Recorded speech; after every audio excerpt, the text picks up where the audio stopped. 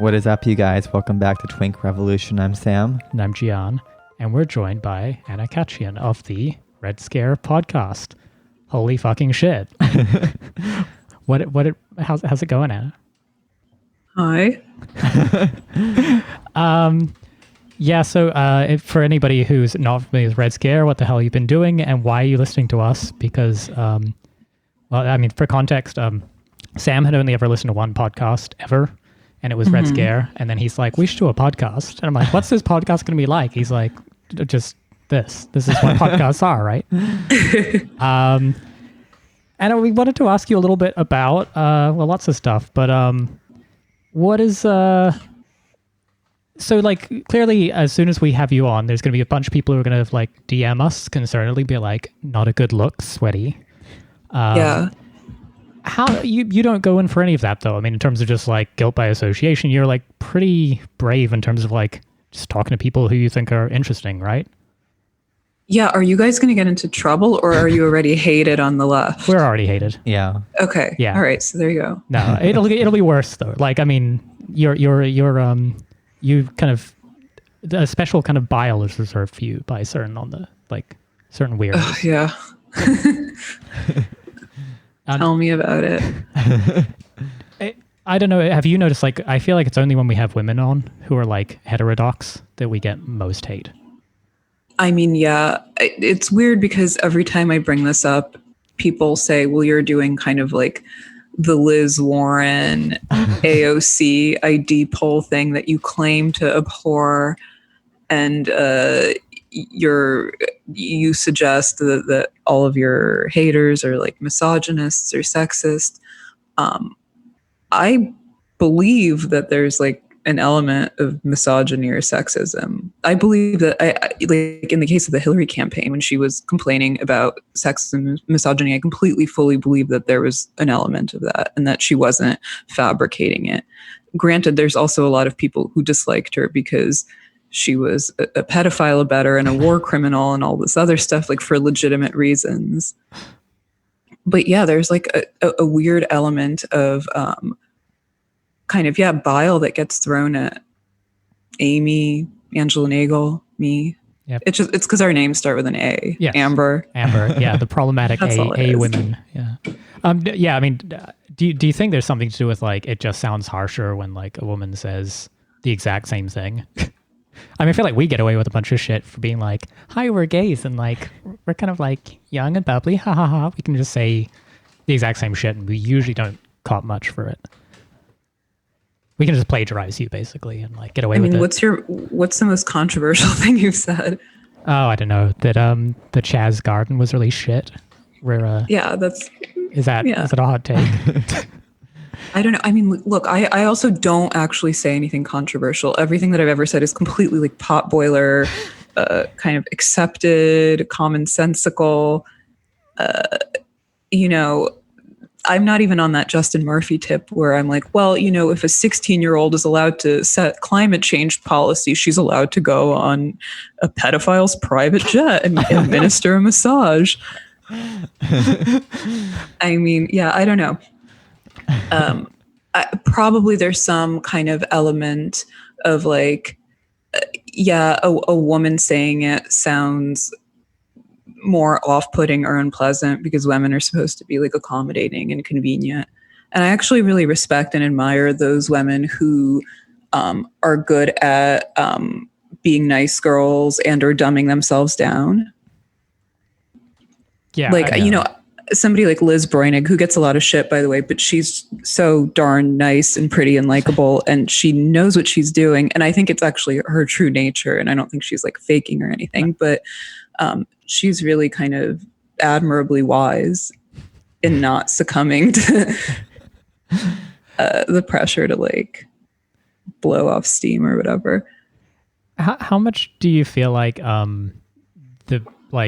you've stood still and the culture has just moved around you? I feel like there's been this weird effect where I feel like a lot of people who just would have been expressing kind of interesting opinions or informed views of the world a few years ago are now just regarded as dangerous outsiders. But I don't know, it doesn't seem like you've changed a lot of what you're saying about the world. Just people's view of that is? I don't know. That's a good question. I mean, there are things that you could have said in 2016 that if you say now, you'll get like canceled to hell or whatever. I think kind of the mores, the attitudes are probably changing, or becoming like more constrained and PC and all this stuff. But I also think like as your audience grows, you just can't say certain things that you used to be able to say, because first of all, the audience is not only growing in like absolute numbers, it's also growing in the kind of scope and diversity of its members. That's okay. Our audience is tiny, so you can just get all that shit off your chest while you're here. Nobody's ever going to know. It's fine. Yeah, we have a sound effect somewhere. Look, I'm like so jealous of like accounts with like 2,000, 3,000 followers, because they can make a little bit of an impact, but they're sort of sequestered and insulated from the worst of it. Yeah, I think 500 followers is like, I think the sweet spot for a Twitter account. You can just, nobody's even gonna pick beef with you. You can just say dumb shit and like nobody cares. Yeah. Yeah, you can just say like BLM depends on the continued immiseration of Black people to exist. Right. Yeah. And everybody cheers. So you're well aware of like the left basically having the worst aesthetics ever. Like compared to the right wing, we're full of like, I don't know, people like Nathan J. Robinson and like Vaush who look like complete shit. But you guys kind of break from that. You kind of realize you can look good and offer good aesthetics, but also not be dumb as shit. Like, yeah. Like, how do you feel about like the left just not caring about aesthetics? It seems like.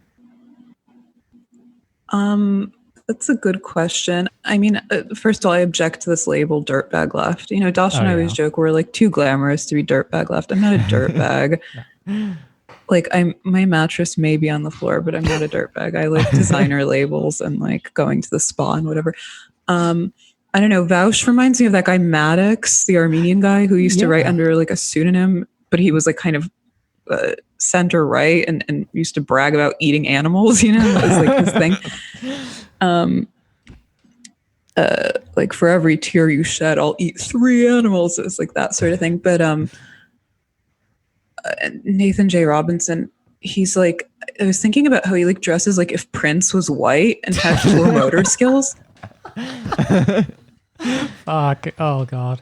And I don't understand Nathan J. Robinson like on a strictly aesthetic level. Never mind that I like totally don't agree with him and his like weird new male wokeness. But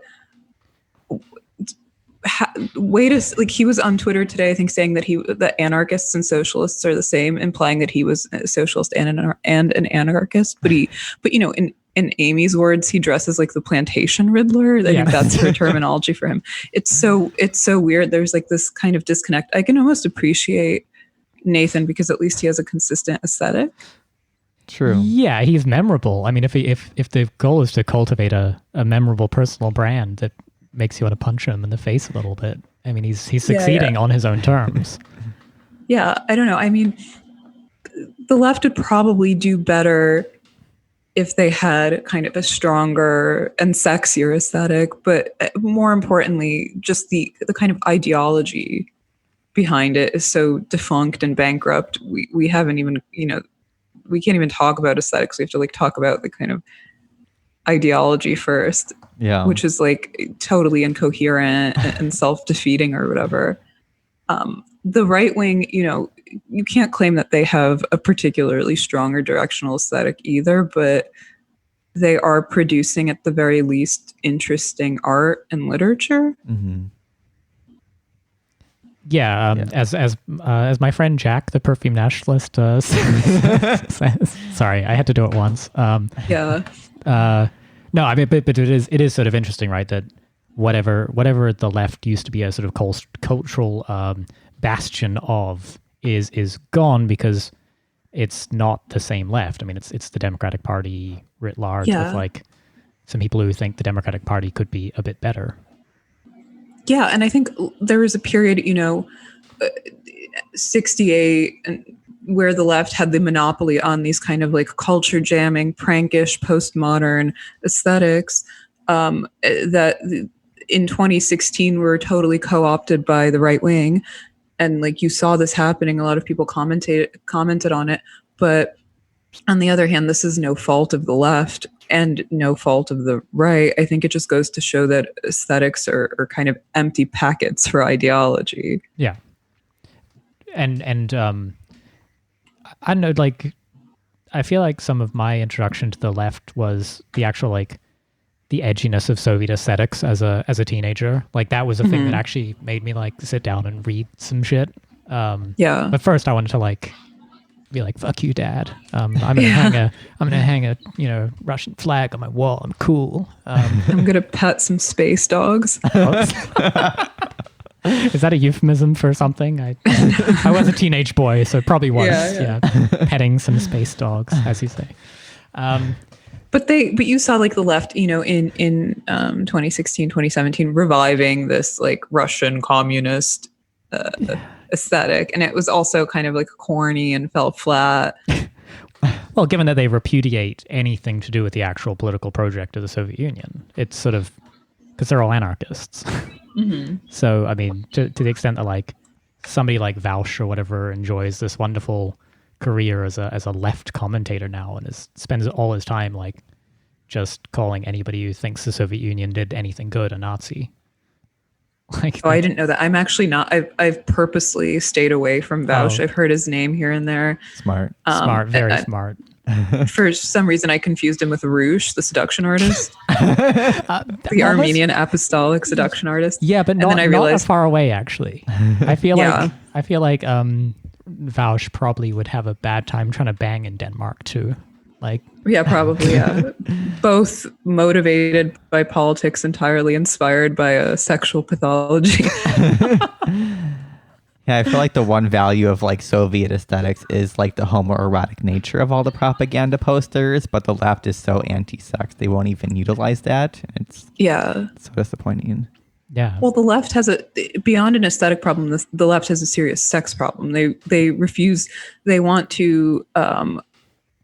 They refuse to like embrace the kind of actually edgy, I sound like a boomer now, but like the actually edgy and transgressive aspects of sex, which would entail promoting taboo, not normalizing it. They want to normalize it. There's a big distinction there, right?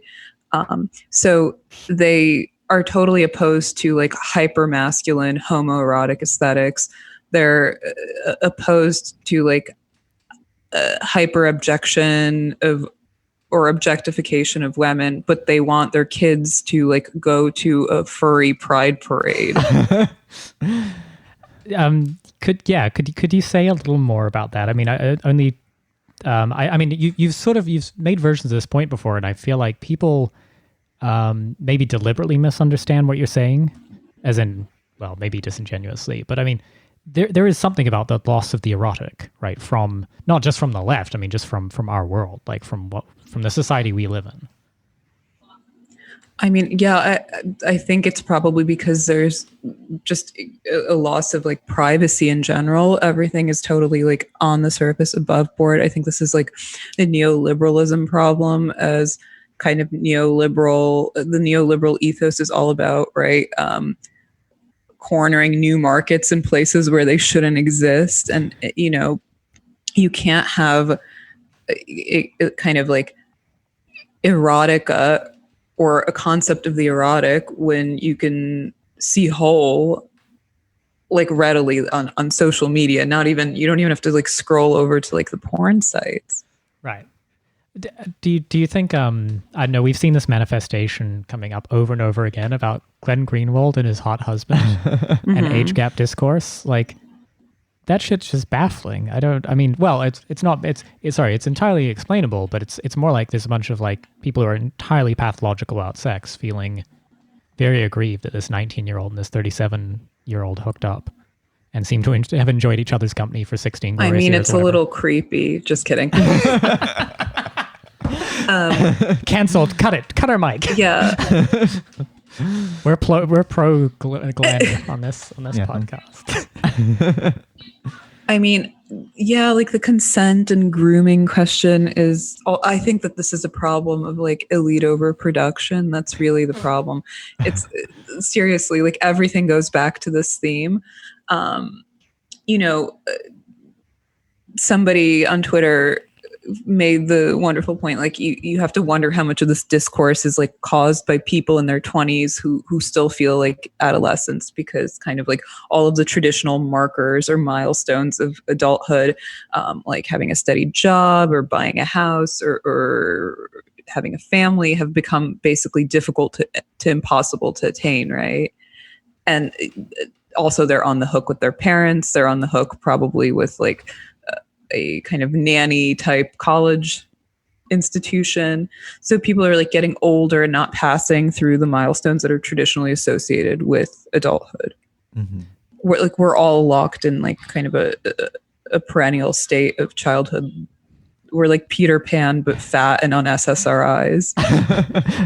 It's funny, just because I feel like that there's that sort of version of the discourse, which is seemingly all-encompassing, and then if you like switch over to TikTok, there's a bunch of these like very precocious like young gays being all like putting up just like pictures of like daddies and being like, rearrange my guts daddy and shit like that. Being like hypersexual and kind of seemingly going in for this. I can't sort of square it. I mean, I think again it depends on kind of what segment or what contingent, right, of the scene or whatever you belong to. Glenn's under fire because people were jealous of him or they resent him and they want to kind of topple and dethrone him, and they're basically grasping for increasingly bizarre yet somehow morally justifiable reasons, right, to like go to war with him. I mean, TikTok, aside from being like a Chinese surveillance and data harvesting app, is also like a pedophilia puppy mill, as I understand it, right? I don't have a TikTok. Do you guys have TikTok? I do, but only to like watch videos and waste my time. So. Sam is age appropriate for TikTok. I have aged out of TikTok. I'm not allowed to open it. I end up on a list. What's the age cutoff? I know I'm 32, so like I'm 25. So. Are you kidding? I thought you guys were both like 19. No, I'm 25. No. Oh, okay. The twink revolution part is ironic. We were doing an irony. Yeah. Yeah, I don't really age. Post twink. Yeah. Yeah. What do you got? Yeah, so it seems like so much of this discourse around sexuality is limited to women being like lacking a sense of agency, but when it comes to gays, there's a complete silence of this, even though like all the aspects of heterosexuality like being problematic are amplified, I feel like, in the gay world. Like if you want to meet predatory men, be a gun gay man in like a club and they'll like touch you constantly. It's like, oh, okay, I guess the consent doesn't matter here. Yeah, I mean, the gay thing is something that like I'm not obviously intimately familiar with. But I mean, you know, like there's a history in gay culture of much younger men and much older men coupling together. Right. And it's a very like a slippery and taboo history. Right. And as a 32-year-old gay, I'm my position on this is I'm fine with it now. Yeah. I wasn't okay with it when I was 16, but now it seems good to me. What?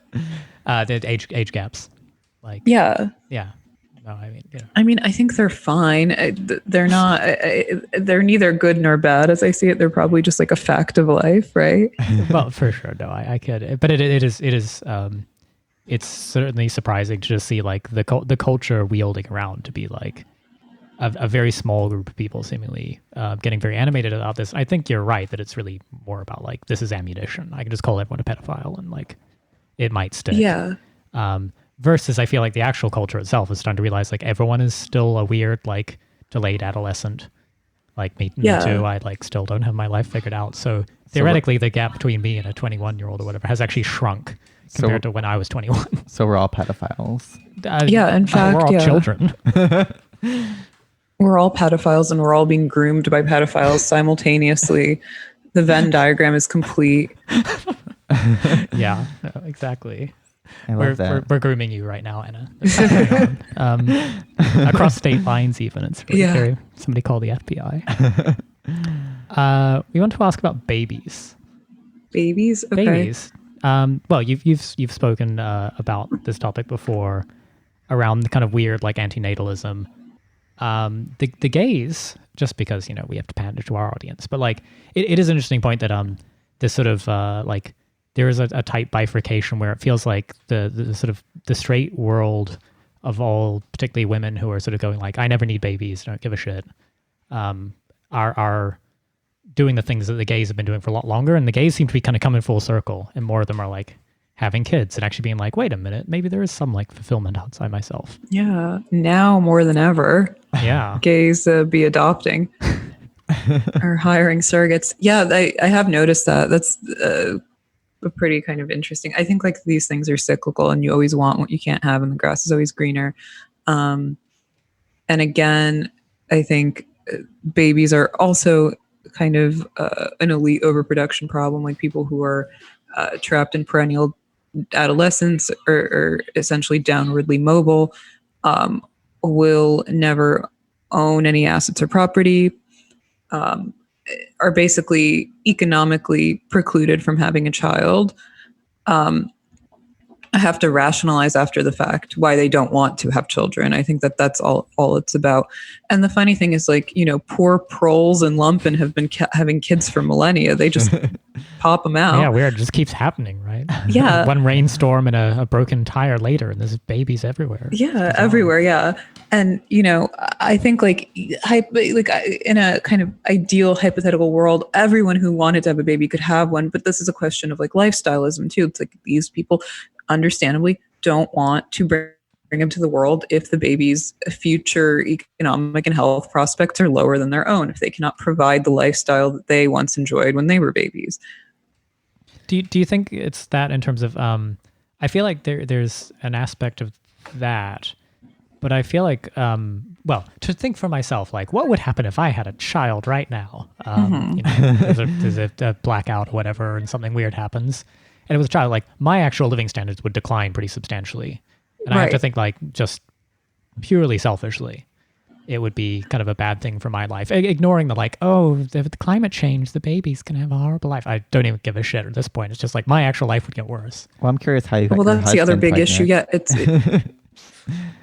the other big issue. It's so you can bank on the fact that your baby's life is going to be shittier than yours was when you were young, but you can also bank on the fact that your life is going to be shittier in the present day.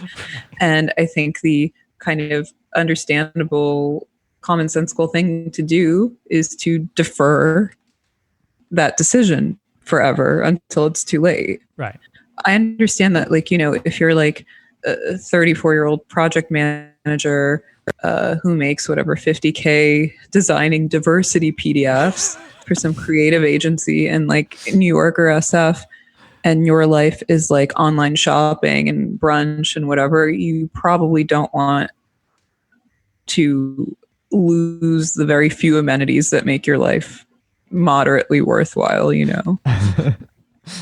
What a pleasure in life. That's people. Yeah, I mean, actually, wait. So Sam was going to tell us about Cottagecore because I don't understand any of this. Sam wrote down for topics. He was like, ask her about Cottagecore. I'm like, what is that? So it's this new like aesthetic trend booming because of COVID and everyone's trapped in the cities. But basically it's like trying to reconnect with nature and farmland. And it's like, oh, wearing white dresses and baking bread and picking flowers. And it's apparently connected to like all these stupid aesthetics like goblin core and fairy core. The fuck is that? Sorry, a goblin Yeah, core? what? Yeah, it's like, I was reading about it last night, but it's like all the dirty things in nature, and that's your aesthetic. It's like mushrooms and like frogs and like dirt and shit like that. And it's just booming and like primarily. Where does this manifest? Is this like Instagram? Where is it? That's what I want to know. Where is it booming? Primarily lesbians and like trans women. Yeah, but where? Like on Instagram or something? Like where do you do your cottagecore or your goblin core? I assume it's like Twitter and like Instagram, but I've seen multiple people share it primarily a black woman on like Facebook. And I'm like, I was like, what the fuck is cottagecore? Well, like that's the other scary thing. Like, there's no kind of easy or flattering way of saying this, but like, I think, gay men and trans women are sort of the ultimate neoliberal subjects. Trans women more even than gay men. But there is this kind of shared condition that straight people are actually encountering right now, and everybody's like freaking out, where like there is kind of an element in gay culture of like a foreclosing on the future, because there was, originally, I think in kind of like gay culture and gay coupling, there was no kind of intention, there's no reproductive function, right? As crude as it sounds. Yeah, and I say this on a strictly factual, like not value-based level. Yeah. No, we will. God hates fags. We can actually just dub in us just saying exactly this if you want. So we'll get hate for you, because we won't get any hate for saying that, but you will. But it's fine. Yeah, and it's cover. Like, I said this on my podcast, and I'll probably get I was told to stay away from like the trans issue, and of course, like I get called a TERF and a transphobe all the time, and this is no such thing, right? But trans women are kind of like this ideal neolib subject of a person who essentially has like an obsessive male brain. There's apparently, from what I understand, there is a correlation, like a higher incidence of autism even within that community, and then has kind of a female consumption habits. And literally all of like neolib e-commerce runs on women. The internet runs on women. It's a woman's sport. And this is like all very like sad and bleak, but it's also like factually observable.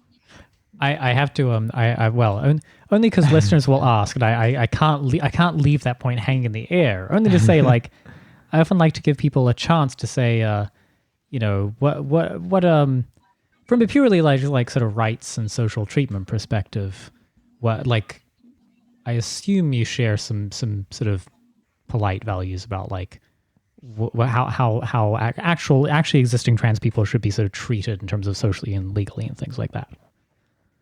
I mean, I think they should be treated with like the utmost like dignity and respect. I think everybody like deserves a kind of a fighting chance in life, right? Right. Yeah. No, sorry. I just wanted to kind of like give you a chance to say that out loud, only because like we've had guests on the past who have said something kind of like quite separate about trans people, and then end up like people kind of zero in on that part, and like without the throat clearing.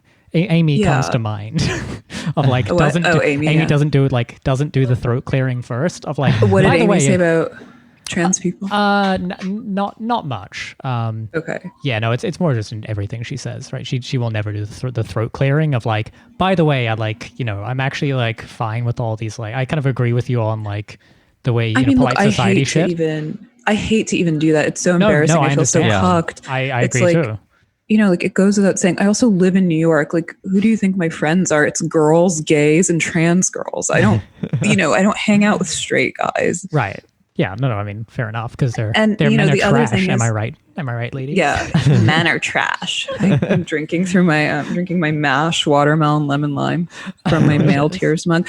But yeah, I mean, you have to be like ruthlessly self-critical, and also ruthlessly critical of everything around you, right? And Camille Paglia, for example, gets a lot of shit because she said like she's like trans or whatever, which was probably unnecessary verbiage. But I sympathize with her. I mean, look, I completely sympathize with the plight of trans women because I'm not fully female myself, like hormonally, biologically, whatever. And there's a reason why so many of my haters are trans women, because we relate to each other. There's some twisted, subtle kind of recognition or understanding. I'm convinced that if I looked like a girly girl, nobody would give a shit, right? Yeah. I think there's definitely that kind of like element in, like, if you like look at the last kind of wave of hatred that I was getting for like this stupid kind of anodyne autism tweet, it was a lot of trans women, a lot. And the thing is, like, like I love them and I sympathize with them. I think like I'm like I'm like an eccentric. I'm into like non-normative gender, sexuality, etc. I'm not trad, contrary to popular belief. But like, at some point you have to be like honest about the kind of socioeconomic stakes of certain like movements, identities, how they're being marshaled into like the greater neo-lib project, that sort of thing. And Amy and I agree on this point, I think. Well, yeah, I mean, and like, I guess I feel like what we've lost somewhere along the way is you are sort of you're never boring. Like, put it this way, you might be wrong, and like, but you're never boring about it, and that's kind of very rare. And I feel like what we've done is we've upped the stakes of being wrong, and we've really lowered the stakes of being incredibly fucking boring. If you were to just sort of recite catechism, like come on here, go on your podcast every week, and just recite like every sort of liberal catechism you could think of for an hour, nobody would ever give you any grief. You'd have a perfectly easy life, but you'd be dull as shit. And yet there's been some reversal here, right? We used to sort of tolerate people who just thought differently about things, and even in the mistakes of saying, whoops, I was wrong about that, or I overstated that, or I've changed my mind on this. That was like, yeah, that's a thing that happens every day. But we've changed. Something's changed in the culture. We think being wrong is like the worst thing you could possibly be. Yeah, I mean, I think that the real, I've said this like a million times, I think the real culture war is not about race or sex or gender or age or even class. It's the war is between people who can tolerate moral ambiguity and those who insist on epistemological certainty. Why this is, I don't fully know. I think that it's largely, by and large, a social media problem. I think like, social media is itself kind of an extension, a simulation of the neoliberal world, right? It's an extremely granular, like condensed version, like a crude kind of schematic or model, right? Actually, my buddy Campbot was talking about this, and I agree. I fully agree with his theory. And I think that it encourages people to, not even encourages, it basically obligates, necessitates that people do not see one another as human beings, like 3D. Right. So that's partly it. I think on top of that, with the quarantine, with unemployment, people are basically being, herded into the slaughterhouse of social media. There's like a mass retreat. The worst thing that we thought could happen has happened, essentially.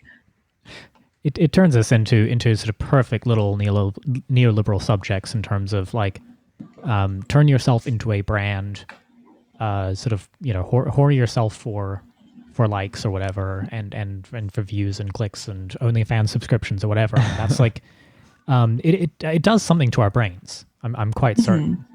And I do feel like some of the cottagecore stuff of like, put it this way, I started growing tomatoes, and my Twitter is now just 100% gardening. Really? Yeah, I'm not cottagecore, but I'm like, there's something about like social media was making me so deeply unhappy that the idea that I go like sit in the backyard and like dig seeds and like shit like that is very like real and immediate and wholesome, and it doesn't actually depend on social proof or social validation.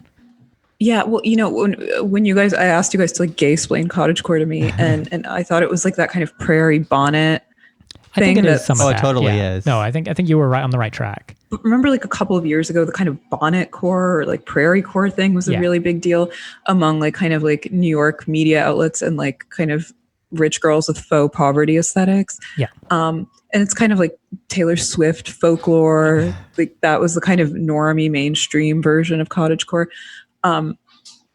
But you were saying that it means that you don't actually think of domestic labor as like universally degrading or demeaning, and believe it can be a source of like pleasure or fulfillment. And like, my feeling is like, different strokes for different folks. I personally derive zero meaning or pleasure from like Swiffering the floor or like trying to like fit like tug a fitted sheet onto a mattress, No.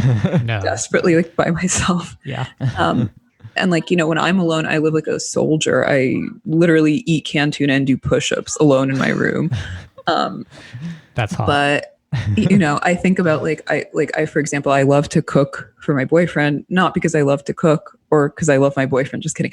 But and not because I'm like trying to like LARP as some kind of like 50s Betty Crocker homemaker, but because I see how happy it makes him.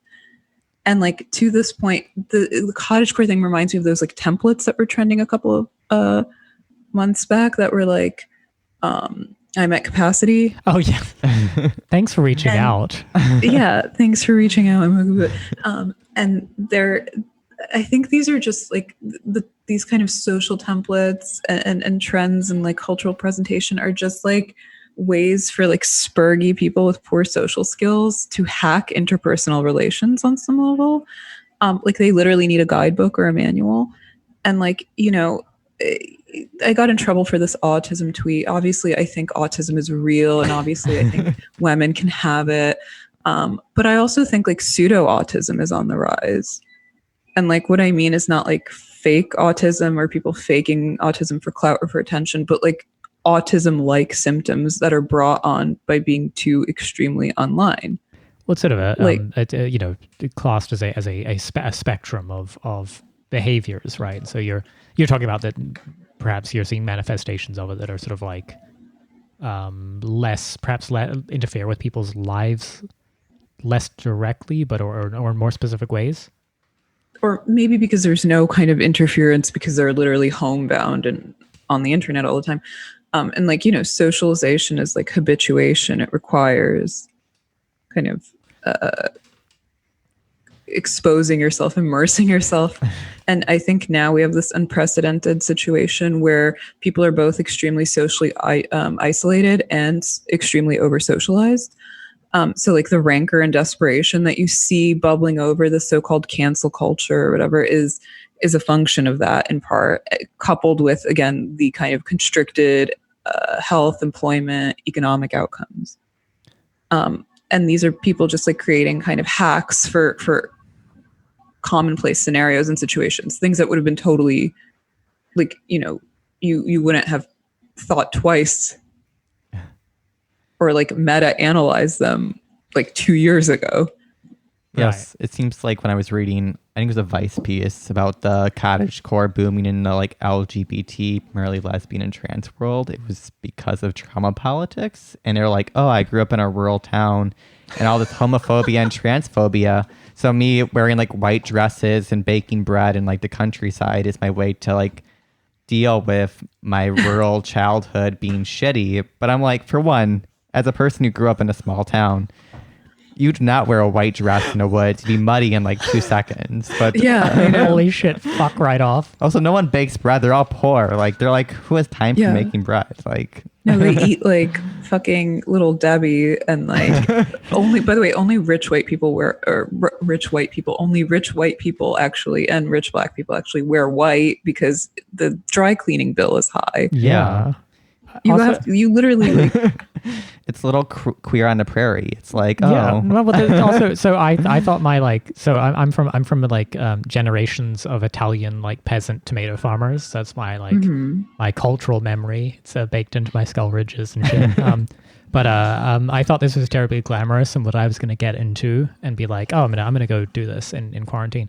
And I realized how many fucking spiders and like shit are in nature and something was less glamorous. I think this is all like living out a strange fantasy. I mean, like just do a virtual reality farming game or something. It'd be more fun. Like play I think it's Stardew Valley. It's people kind of like reaching backward for a sense of history and reaching forward for a sense of purpose. Again, as somebody who's constantly accused of being trad, I feel like there's no return to tradition.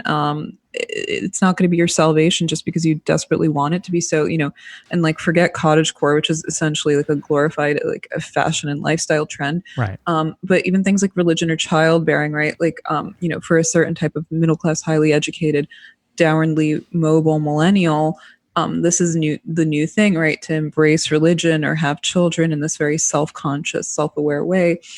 And my feeling about it is like, if you're doing those things good, more power to you, but they're not gonna, they're better for you than they're not, but they're not gonna make you happy in the way that you think they are. And they're not a political act. Happiness itself is like a long-standing therapeutic illusion. What they will do, I think, is give you a community and a future, which is purpose, this is what people are sorely lacking. It's not happiness. It's like a sense of purpose. I feel like a friend of the pod, Ashley Frawley, has talked a little bit about happiness not being the goal and sort of a therapeutic culture leading to something kind of strange, right? The idea that we sort of pathologize so many aspects of ourselves and saying, actually, if you're feeling bad about your relationship to the world, well, that's just something you need to fix inside yourself. Not to say there's actually anything to fix in the world. Right. Well, yeah, I actually just like learned about Ashley Frawley. She's awesome. Have you guys had her on the pod? We did, yeah. Oh, she's cool. Yeah. She's like a sociologist. Is that correct? She is. And she was way too like cool and famous to come on the pod, but she like said yes to coming on when we had like no listenership. And I think she was like very kind and really polite, awesome. but she was like, where the fuck am I? Yeah. But no, she's great. And it's surprising. I think something about like institutional legitimacy has avoided cancellation for her, because she says plenty of things that like would get you canceled, for example. I mean, I think that she's really brilliant. And I think she's also probably a little bit less inflammatory in her speech. And again, looks more girlish. I think it really comes down to that. People actually like, I'm not like trying to toot my own horn. People do not do well with actual androgyny. We live in a culture where everything is permitted. If you so much as question kind of the central trans dogma, which, by the way, it's not trans people kind of disseminating the dogma. It's rich white liberals who want to use Black and trans people as their little kind of pawns and pets in their own like self-preservation narrative. But if you so much as question it, people come piling on you from left and right. But I think like the problem is that, the question of like happiness, I think she's absolutely right. Fran Lebowitz said, happiness is a sensation, not a condition. And I think it's something, these things, happiness, despair, mourning, were things that people dealt with privately. And I always remember this thing that one of my favorite bloggers, The Last Psychiatrist, said, that, we are in the midst of a time when people are intellectually lazy, when people resent conforming to standard, but dread the existential terror of not conforming to one. So they want the bar lowered to suit them. And they strangely think that they have more of a shot to change society than they do to change themselves. But actually they do. They've succeeded in changing society, right? Yeah. He was like wrong. Sorry, go ahead. No. I actually want to pull on the thread just about androgyny. So for our listeners who don't get the benefit of a private video call with Anna, you're sort of rocking like some Sigourney Weaver and Alien kind of vibes right now. Oh yeah. How is your sort of how's your sort of quarantine aesthetics going? Like, how are you feeling?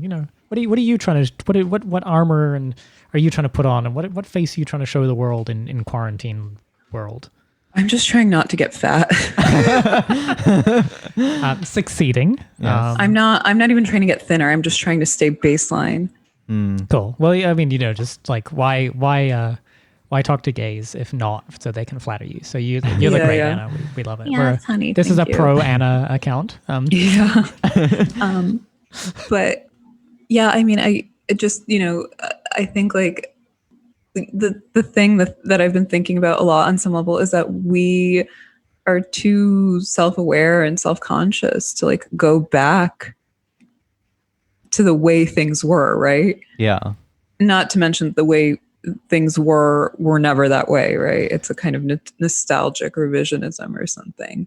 But there's something just about like you mentioned about like the joys of cooking a meal for your boyfriend, right? I mean, this is not some like weird trad fantasy. This is doing something kind of nice and like it's very mutual. It's these like acts of service that end up feeling good and having something outside yourself that you can contribute to. Like right.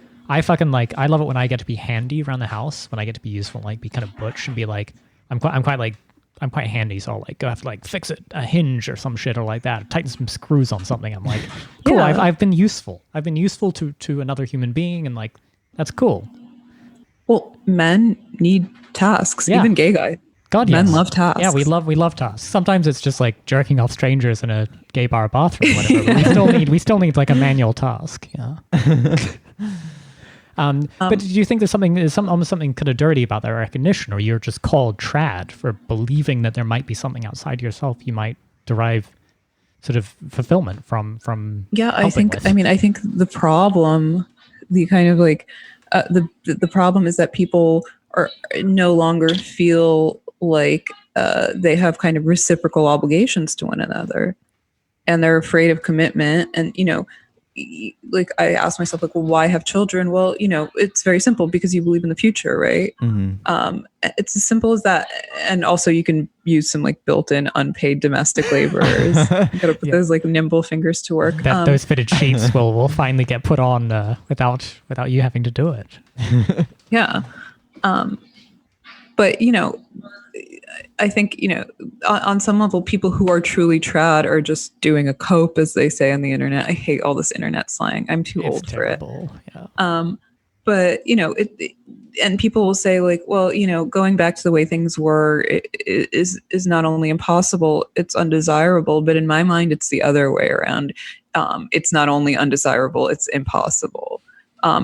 Because in fact, plenty of aspects of the past are quite, I think, desirable and worthy of reviving. But I think it's, setting aside all questions of like economic policy or social norms, it's consciously, intellectually impossible to go back. Welbeck has that great line about how the psychoanalyzed woman is doomed because she's incapable of love, which is, crude, but it's broadly true. Could you say more on that? I mean, in what respect do you think it's true? Well, because she's like fully aware of kind of like all of her, not only her own psyche, but the kind of opportunities that like the kind of various opportunities and opportunity costs and kind of the psyche of the other person.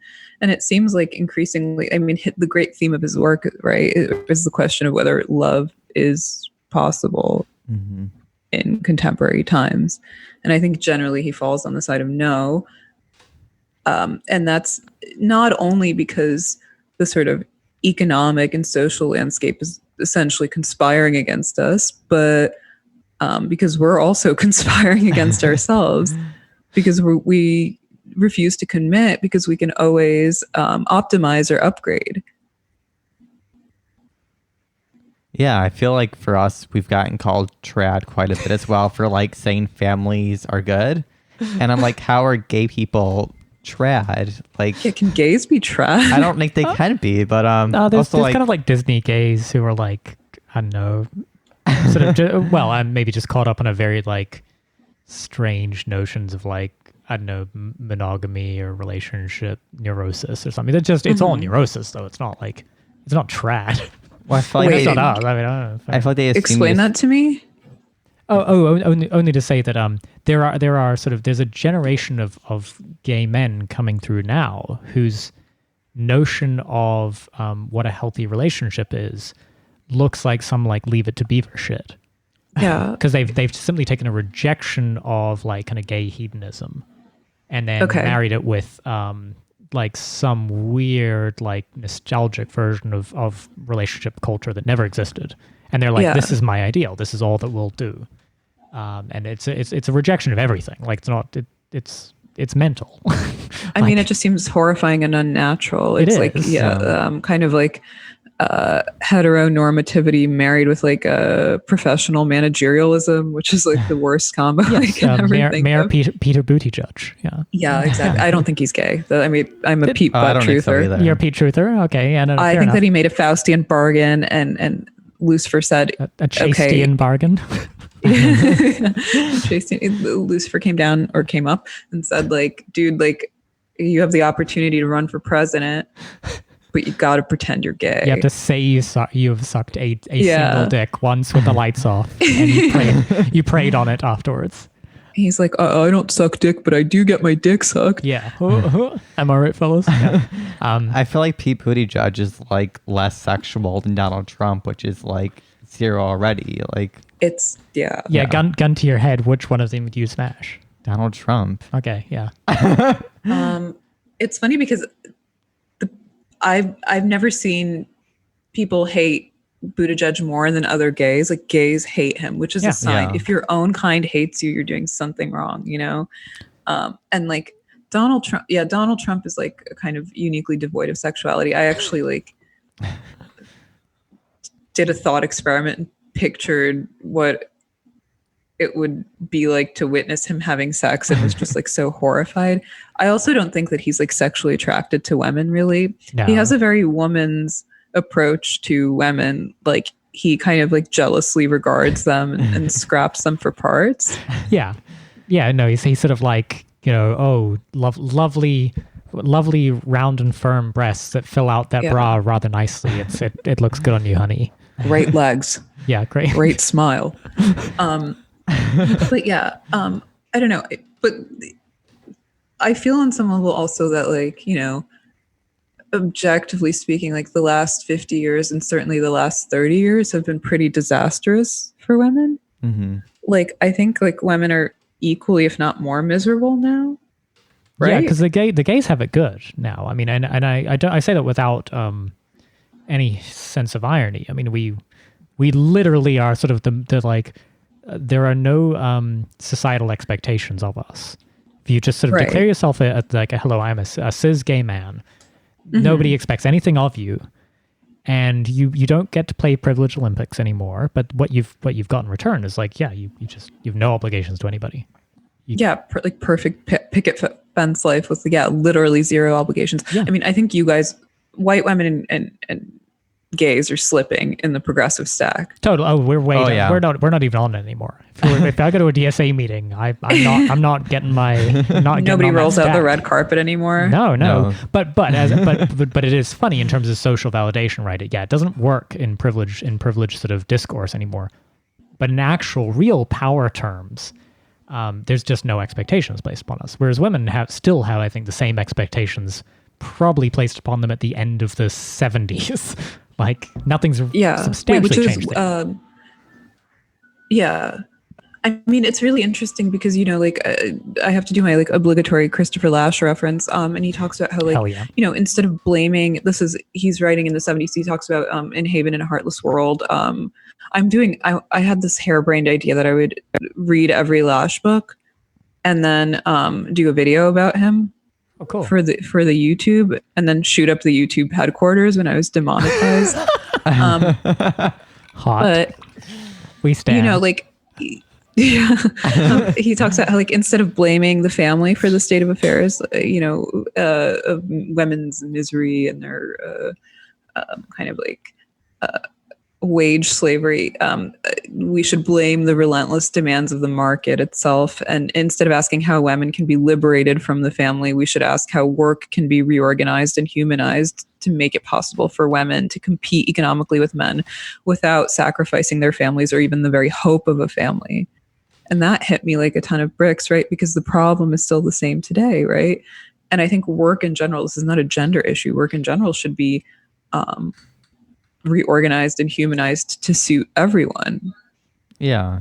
So you have a lot of gay followers on Red Scare, and like, do you think it's because you're so critical of the feminist critique of society? I mean, I feel like for gay men, they get annoyed by a lot of the discourse and often are the most like patriarchal in the sense of like, we only need men for all of our satisfaction while women are no longer necessary besides like our hype piece. Didn't Palia say something about like us as the full embodiment of the promise of masculinity or something? I can't remember the quote. That gays are. The gays are. Yeah. I don't mean that specifically. We're like feminists, but like, you know, I mean, gays in the abstract.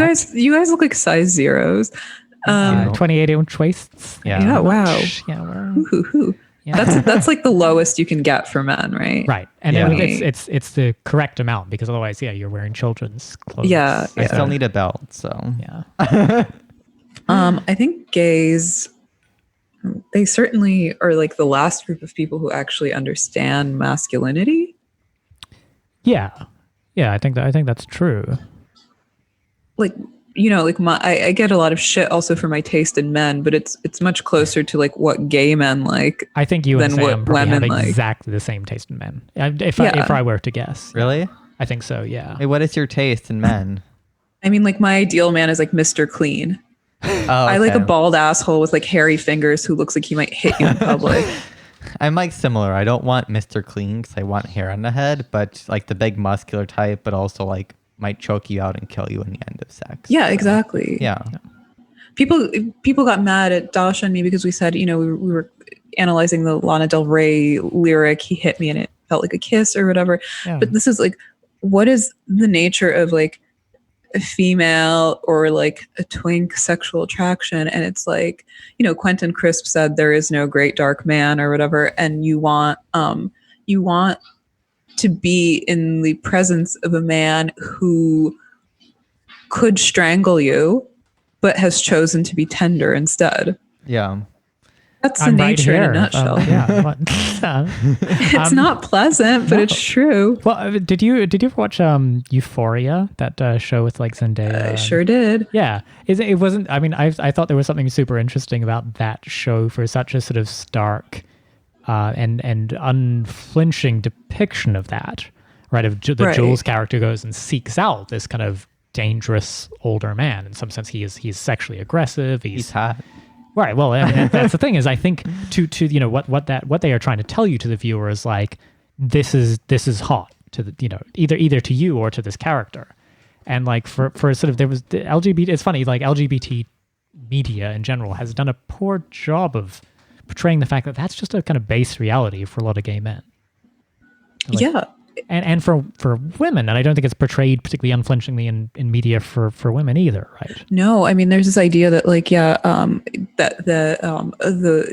it's completely taboo to talk about these issues. And there's this idea that the kind of men that women and gay men actually are interested in are like Ken dolls with cupped genitals who work kind of like creative director or project management jobs. And that's not at all the case. I mean, but I think this probably also has to do with like the fact that like feminism and liberalism are like totally mainstream. And this is kind of the underwriting ideology. I like to say that maybe I like get to stand outside gay culture because I think Paul Verhoeven's depiction of human sexuality is the height of eroticism.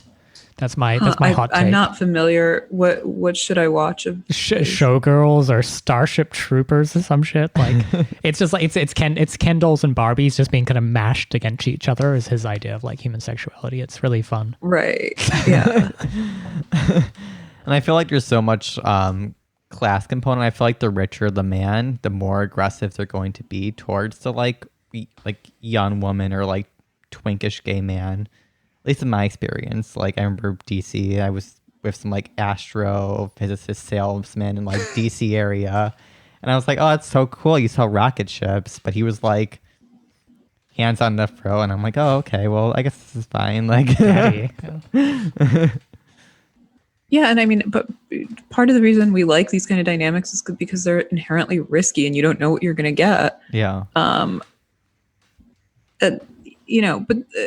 again, it kind of boils down to, I actually probably am like not going to be articulate about this, and I can't really articulate why kind of sexuality or kind of like an accurate account of sexuality is so hard to come by in the media. Maybe that's a feature and not a bug, because to kind of explicate sexuality means to negate it on some level. Yeah, no, I think that's true, and I with due deference to the fact that my mom listens to this podcast. Hi mom. I think you and Dasha have really spoken, I think, with kind of great clarity about not mystifying the stakes of this, and simply saying that there are things that are erotic, and they're erotic precisely because they're either dangerous or mysterious and kind of inexplicable, or that they're kind of tapping into some deep like fucking reptile brain shit, right? Like it is not, it's prior to sort of this cognition and wonderful, like it's deep in your soul to say this is fucking hot, and I don't like need to kind of interrogate that too hard. It doesn't need to connect to the rest of your personhood, right? Feminists want to attribute this to kind of the oppression of the patriarchy or society. They want to attribute it to kind of historical and political factors. And I think, like, I'm going to echo Pogli again here, and that these are pre-political, prehistorical issues. And you know, I think a lot of beef with feminism as it exists currently in the mainstream. You know, I had a tweet a couple of weeks ago about how what's more indicative of the failures of feminism than the fact that so many young women are on birth control and SSRIs. And, you know, of course, people were like, well, no, you mean capitalism or neoliberalism. And in my mind, like, what is feminism if not a chief naturalizing ideology of capitalism and now neoliberalism, you know, one being the extension of the other. And I think always also of the fact that, like, keep in mind, like, the original feminists, you know, this is off topic, but they were nice Jewish girls from liberal bourgeois homes who grew up in a matriarchy that they thought was a patriarchy. And, you know, they were merely doing what their fairly progressive fathers would have wanted them to do, which is like self-actualize and stack chips. And, you know, it's so obvious, like in the revolutionary arc, like, you know, first they tried to make proles into a revolutionary class and they didn't take the bait. Next, they tried to make minorities into a revolutionary class. They didn't take the bait. And then they tried to make women into a revolutionary class and they took the bait, hook, line, and sinker. And now here we are. And it's funny to see this kind of shift and pivot and kind of Arrowborough style devour the women's cause, because now white women are all like Karens and they're demoted on the totem pole of like the woke hierarchy. So, but you know, only because you're here, we can do some race science. Oh yeah, you're not. I mean, you're not white, right? Depends on who you ask. I'm joking. Only saying it is interesting, right? I'm sorry. I have heard you. I listened as prep for this. You'll be delighted to know. I listened to your interview you did with Eric Weinstein, which was fun. Oh right. I'm gonna. Sorry. I have to take some time to point out the Klein bottles behind you. We've each got Klein bottles, and what was that bullshit? Sorry, I'm now rat holing myself. But wait, where in the video? He during that interview, he was doing his whole like mathematical training, and he goes off on some weird solipsistic rant about. So I have a PhD in math as well. Me and him both, and I would just like making jerk off motions while he was doing that shit, because he's like, oh yeah, this is algebraic topology and there's like platonic solids, and but this one over behind. Did you understand anything he was saying? Because okay, first of all, I'm like so happy I met Eric and that he came into my life. No, he's a sweetie. Like, I'm sure he's like a father figure to me, because I have a dead dad who was a mathematician. Well, I'm sorry, I must interrupt you there. I'm very aware of your father. I mean, I did computer science and then math, and so your father is quite famous in my circles. Mm-hmm. That's my white privilege. Yeah, well, sorry, Eric Weinstein. Eric. I have to say, when he starts talking about math, my female brain just completely shuts down. Well, but the funny thing is, I feel like that's what that was designed to do, and I could kind of hear. I've listened to enough Red Scare to know when you're sort of doing a tacit agreement, an agreement of politeness. And it was funny to me that he was just sort of doing this shit where I'm like, somebody who understands like algebraic topology pretty well would not say this to a colleague at this point. So he's just doing this to bamboozle you, and I thought it was right, funny. yeah. Sorry, this is just me on a fucking tangent. But no. I mean, there's much easier. The thing that I think like men don't understand is that there's much easier ways to bamboozle women. You just say, "Look over there." What? Anna, shiny things behind you. No, I've. Would you like some wine? Well, and it's funny. The connection, which is a rather long, tenuous arc to bring it home, is he references his friend Peter Thiel. Oh my God. Who for us, I mean, as San Francisco gays, who I've been in San Francisco for quite a long time. You've met Peter Thiel. I was a young man. Yeah, I mean, he's sort of a figure of some notoriety He's not here anymore. He moved to LA because I think he got too sick of not being enough sort of gullible twinks in San Francisco or something. I don't know. Not enough blood boys for his injections. But I think he's going to be like the next kind of Epstein conspiracy. I think we're going to start a podcast called Gay and On. That's just Peter Thiel. Yeah, that's my. You think that there's some seedy underbelly there? Totally. He's known for going after twinks. He's like a twink hound. He's a twink hound with billions of dollars. Like, can you imagine there's not impropriety there? Okay. He also injects like young male blood into his body to stay younger. Actually, he's the bud boy guy. Yeah. this I don't know anything about. I will say, I've said this before, and I don't expect to get canceled for it. I'm a big fan of Peter Thiel's writing. Okay. Oh, I know he's seen as a sort of like objectionable, despicable character, but it's a great book. I think it's really exciting to read 0 to 1 and then the Straussian moment side by side because they exactly contradict each other. Yeah.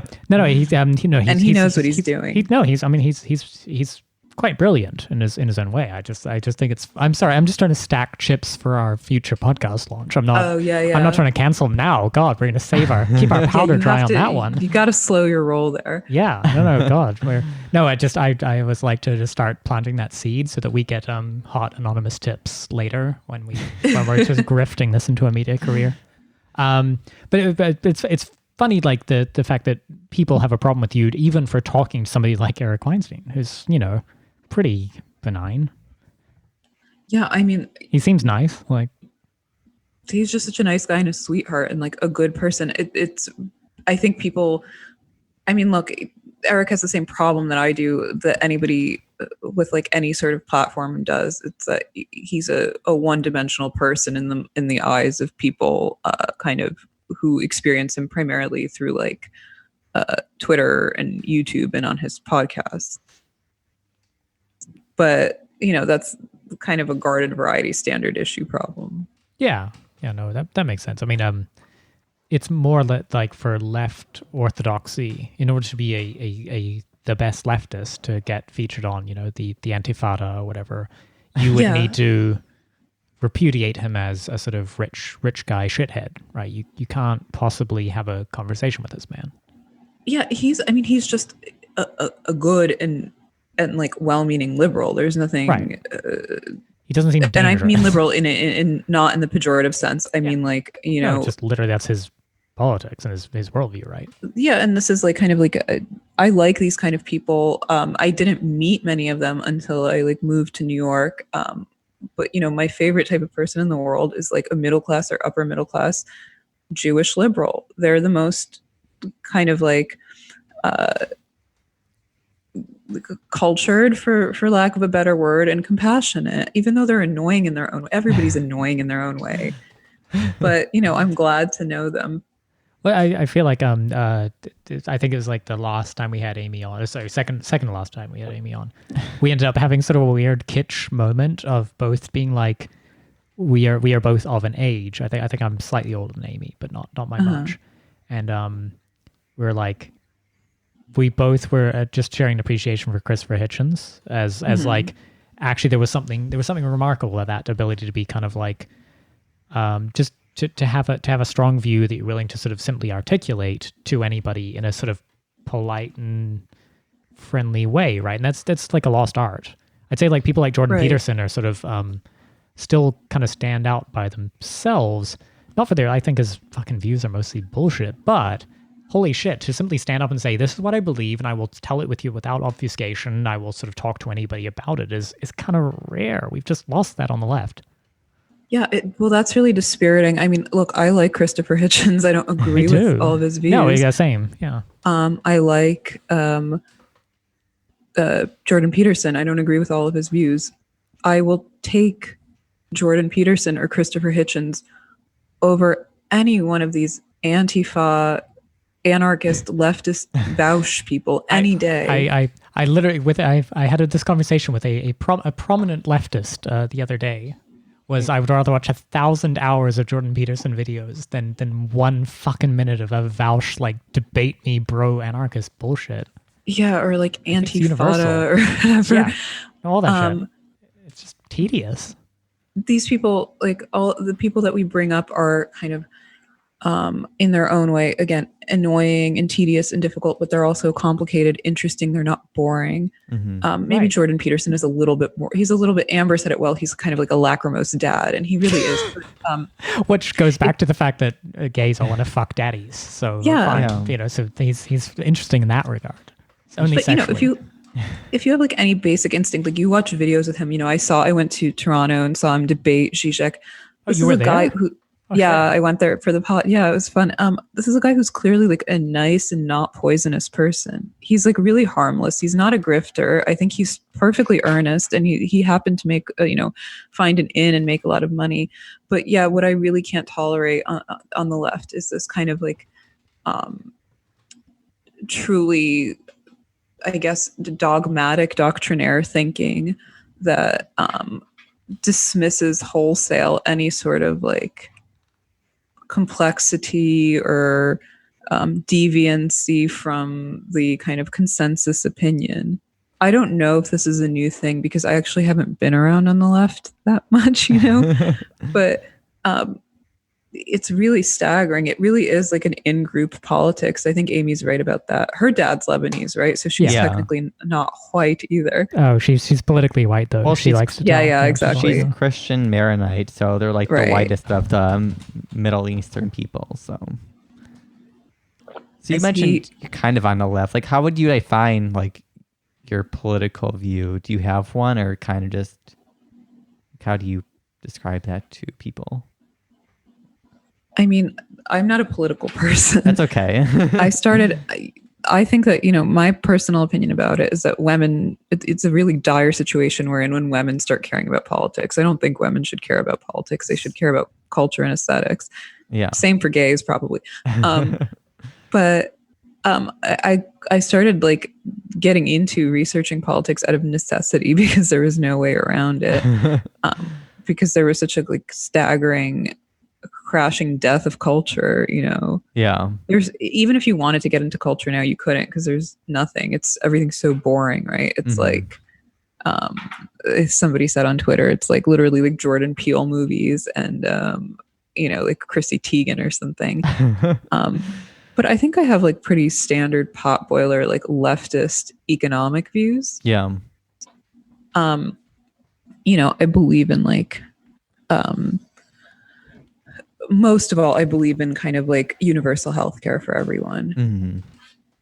I think that like the tech industry should probably be regulated or treated as a utility, with ownership distributed across the population. I'm not super familiar with like the policy stuff. I think Bernie's loan forgiveness program idea was a good idea. I think his free college idea was the most retarded idea I've ever heard. Yeah. Because we're in this mess precisely because too many people went to college, essentially. Yeah, I feel like when you had like Steve Bannon on, some people were like, "Oh, you have the same political views," but you guys were actually quite challenging to him on things like Medicare for all and even like China. I think you guys challenged a lot about he that. came across as slightly foolish at times. I feel like people misunderstood the intention, or people thought you were just being sympathetic, and I was like, they are. I mean, I thought you and Dasha were kind of running circles around him at times in ways which was like to a sympathetic audience at least would say, "Gee, they've really asked him a hard question here." Yeah, I mean, in my mind, in my personal narrative, I think that that's what we accomplished. But you know, as Vanessa Place said, my critics are always right. So the people who see us as being like too soft or conciliatory or like flirtatious are probably right on some level. I think that had we taken a more combative, confrontational tone, we would have come off as shrill and insufferable. He also wouldn't have won. I mean, he's been doing this for 40 so used fucking to it, years yeah. in public life. I mean, no, I thought you were conciliatory and polite, and then asked him exactly the questions that he's never been asked, not even once, and was not equipped to answer. I thought it was Like, kind of stunning. Why he layers two shirts? Exactly. Finally, the question, you know, the public deserves an answer. I mean, I'm pretty happy with the result, and I'm stunned we pulled it off. And you know, between us gals, I will say, like Steve Bannon, another guy I'd rather get lunch with than like almost anybody on the left. But this is maybe the point I was trying to get at with my sort of first clumsy question when I was like 2 cocktails behind. What was sort of about this idea that like that would have been an uncontroversial opinion once upon a time. The idea that you would have, let's say, fucking Pat Buchanan wanted to sit and have fucking lunch with you. Of course you would jump at that. And that was just a normal thing when I was in my 20s. I assume you're just 18 because I'm a flatterer. But like, so when you were, 8 years old, that was a normal thing to do, right? Like that we would simply, to engage with somebody who was interesting, but potentially wrong, or you disagree with structurally or whatever, but we've lost this. Suddenly to sit down with Jordan Peterson, you're just a Nazi or Nazi sympathizer or something. Yeah. That's what's so shocking to me, that there's a lot of people who, refuse to even acknowledge or recognize this because we did an interview once with Steve Bannon. That's completely shocking to me. At the very least, you can make a utilitarian argument. Don't you want to know what and how your enemy thinks? Right. And but the people were willfully misunderstanding that interview. So the fact that you were polite and civil must mean you just agree with this person wholeheartedly, right? That everything he has ever said, every public statement, you must just be co-signing that. Yeah, I think, back in the day, as of, 10, 15, 20 years ago, society was just more like pluralistic or something. Wow, that's an interesting way to say white, Anna. Yeah. and people we're more open to like conversation and debate. Again, I think this comes down to kind of this elite overproduction issue that really there's, we're all locked in a vicious game of musical chairs, and there's only one seat left at the table, and you have to like defend your turf at all costs.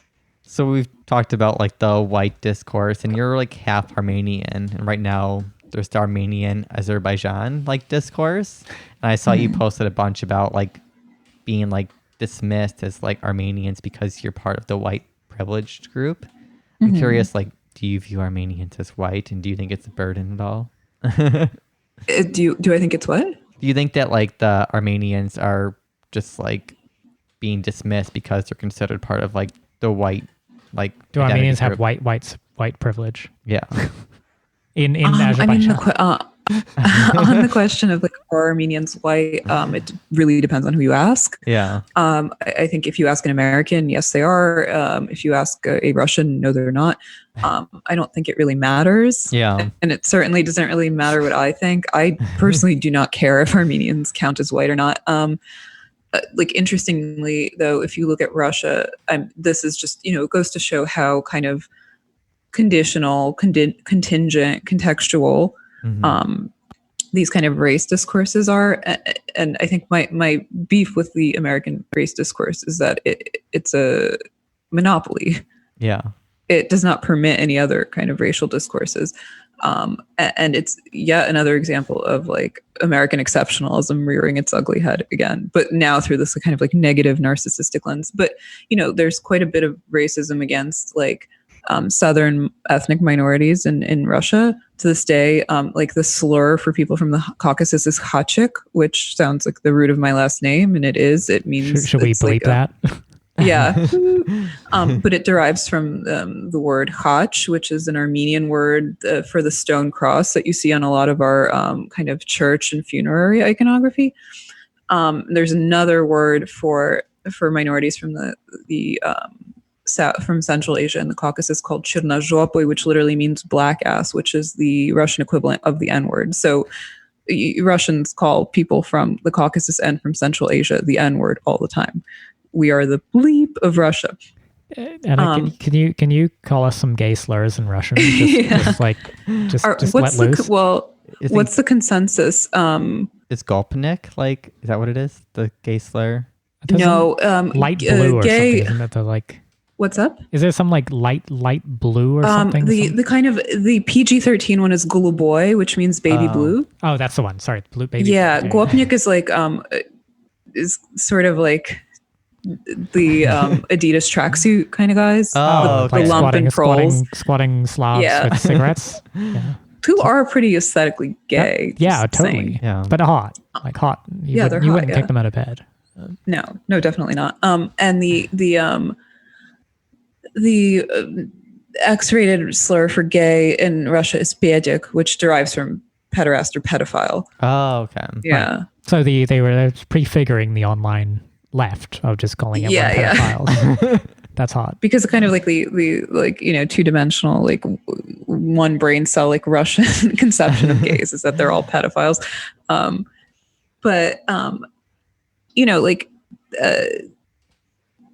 Basically right now, so my father's ancestral homeland is the semi-autonomous republic that's landlocked within Azerbaijan, is the site of like an ongoing violent territorial conflict between Armenians and Azerbaijanis over this piece of contested land. And they've been killing each other since time immemorial. My dad's family fled Baku in the 80s because Armenians were getting murdered in the street, right? So there's, on one hand, this very serious geopolitical problem going on. And then on the other hand, in America, we're arbitrating whether or not Armenians are white. I mean, this is kind of a stupid and annoying question. If you spend any time with Armenians, they have culturally nothing to do with like Northern Europeans. Yeah. They're fairly dark skinned. They're basically Islamic adjacent. They're, I guess, off-white, if you will. I think Armenians are the perfect fringe case because they're literally like on that territory but I think, like, again, I really don't care for this racial arbitration outside of the fact that it's yet another vector of like elite overproduction, right? The elite overproduction train stops for nobody. And it will continue kind of to barter the racial status of increasingly demographically insignificant groups, right? To again, distract you from the fact that you'll never reproduce and never own anything in your life. I think that's what it's about. And my only feeling about it is that kind of in the progressive stack, right, the Azeri narrative will always triumph over the Armenian narrative, because not only is Azerbaijan an ally of the United States and Israel, but also Armenians are Christian, which equals white. Azeris are Muslim, which equals POC, even though we're kind of like genetically interchangeable, I think. Not exactly, but for all intents and purposes. Yeah. Without breaking the skull calipers and doing some like woke race science.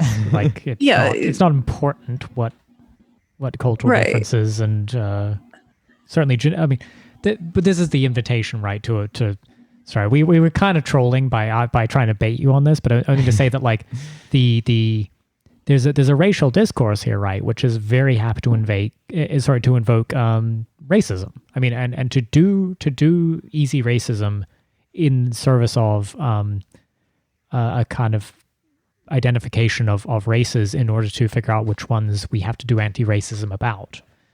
And that it's just all phony. I mean, and that's not to say there's not a deep, troubled cultural history of racism in the U.S. or indeed in the border states of Azerbaijan and Armenia. Like, I mean, no, certainly, and Armenians are like Black trans women in this discourse. They're such a small minority of the population that they can be used as a symbolic pawn by people basically kind of jostling over status in a shrinking job market. Right, by stupid faggot podcasters trying to jostle for clout. And like, and the point of this whole like racialization game, as Amy has pointed out again, is innumerable times, is to mystify the class relation, right? Yeah. The most important thing to remember is that left liberalism is being totally roiled by an oversupply of like overeducated, overqualified people whose prospects and outcomes are shrinking before their eyes. This is like Peter Turchin's famous thesis, right? That elite overproduction is the primary factor that yields social disturbance and mass unrest. And, and it's not just based on kind of living standards going down in general or fiscal crisis in general. It's this particular thing. And, you know, I've said before, the American left is a movement that understandably represents the interests of its own kind, which are downwardly mobile middle-class people such as myself and AOC, who get to LARP as working class because we were bartenders or baristas at some point. And, you know, the left now, as it stands, has very little to do with the working class outside of the fact that the kind of their fates are dovetailing, which the left is understandably desperately trying to prevent. And, you know, I don't mean this as an insult, and I'm not like projecting or whatever, because we are all these people, right? But, you know, unlike a lot of self-hating leftists, I will say I don't have a contempt for the middle class. I think that this is a vital class that should be preserved and protected and elevated. I like being middle class. I'm grateful for my upbringing. And like, you know, what are working class people other than aspiring middle class people? Show me a working class person who doesn't want to become middle class. Right, well, yeah, this is the game of a sort of valorization of a working class aesthetic of deprivation, which only the middle class can affect. It's I mean, it's like the working class themselves would rather have a fucking, you know, gold-plated toilet seat and you know, a fridge full of a double wide fridge full of delicious food. Yeah, it's only the middle class who are like, gee, I really wish I slept on a bare foam mattress on the floor and could write you know, trap house hits or whatever. Well, you know, I mean, look, this is what it is. Millennials will never, you know, own anything. They'll never own any assets or any property. So they have to rationalize after the fact that this is how it is. And even like you see on the left, the fact that these terms like dirtbag, these people calling themselves garbage or like shit, they're literally calling themselves unworthy, not valuable, garbage people, because that's how they feel. Right. And, you know, again, they'll never own any assets or property. So the only taste of ownership that they're ever going to have is owning people online. Well, or choking out sexual partners. Yeah.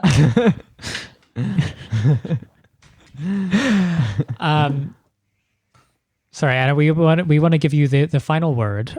We know you have a busy schedule of being a hot international podcaster. Yeah. Anything coming up on the, like, you know, life front, podcast front, Red Scare front, anything? Well, if you just go get the Red Scare Patreon, because if you're only listening to the free episodes, you are missing the fuck out. Do you guys are on Patreon, right? Of course. Yeah, but don't. Okay, I'll plug your Patreon. Oh, thanks, Anna. Like this is what solidarity looks like. Yeah. Friends. Yeah. Subscribe to the Twink Revolution is a very good name for a podcast. Do I have anything going up? I'm tempted to say what I do have coming up, but I actually am a totally like paranoid and frugal immigrant and will not blow up my spot. But I do have some stuff coming up in the future. Well, I mean, where will you be announcing that first? At least if our adoring fans would like to wait on your with bated breath upon your announcements. Is it a Twitter? Is that where you're doing it, or Patreon? Probably, should they get on Patreon? Yeah, probably just like Twitter. I had to milk these little fucking piggies for all they're worth. I had this harebrained idea that I was going to quit Twitter actually, because after this like last pylon, I was like, fuck it, just like the value proposition isn't there. It's so boring. Nobody like has any basic reading comprehension. Well, you know, sorry, I only because you say that. Like, I basically was about to quit Twitter, and then we decided to start an online magazine. Okay. We started like twinkrev.com. We got the domain. It's like, it's kind of beautiful. And we now pay writers to like do shit. Awesome. And the whole thing was about reading comprehension, because people cannot get like, or if people get mad about shit on that, it's all long form or like mid form. It's all like 2,000 words or more. Things that people get mad about that shit without having read it. It's so obvious to anybody who has read it. And so that's the one thing that kept me on Twitter, is now like I talk about gardening or I post articles from our like vanity publishing press. And it's amazing. So I highly recommended you just like get on the like redscare.com. I'll help you set up the like the WordPress bullshit. Because what you should do is just troll people into basically, or like bait people into objecting to long form because they cannot do it. Yeah, they can't. Well, this was my original conceit that if I left Twitter, if Amy's gone, I'm the punching bag, and if I'm gone, they're going to be forced to listen to my podcast because they have to find something to hate. Yeah. Well, so they can no longer. Yeah. Shout out to the what is it, Wrecker Caucus? Yeah, it's a fun one. Who's just like. Well, it's actually only Anna now. I just checked today. They're like daily. They used to have those like daily obsessive Amy screenshots. Now they're daily obsessive Anna screenshots. So if you leave, it's us, and so we thank you. We thank you for upholding, Strassrite thought online. Anna, thank you so much. Yeah, thank you. Yeah, thank you for having me. You have indulged us